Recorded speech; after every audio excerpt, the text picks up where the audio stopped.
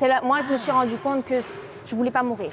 Tu ne sais pas réellement, personne ne te garantit de ce qu'il y a dedans. Et tu sais aussi que tu n'as aucun recours, c'est-à-dire que si tu as le moindre signe, à qui vas-tu en parler? Nous, sur Nancy, par exemple, on connaît notre salle, il y a plein de corps médicaux. S'il se passe quelque chose, est-ce que je vais oser mettre toute ma carrière, les gens de mon entourage, etc., dans une position délicate si je vais à l'hôpital aux urgences pour dire, bah voilà, je prends ça, sachant qu'il y a des gens dans le CrossFit qui vont me traiter en tant que médecin. Bien sûr. Donc, en fait, tu te dis aussi, et puis même eux n'ont pas forcément de recul sur s'il se passe quelque chose, est-ce qu'ils vont pouvoir faire quelque chose, sachant qu'ils n'ont pas le produit, qu'ils n'ont Ton pas... chéri savait à ce moment-là?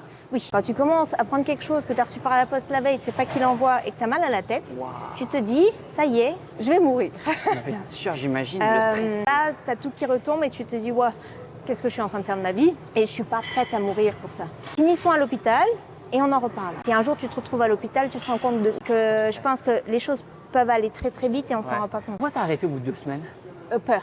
Moi, je me suis rendu compte que je voulais pas mourir.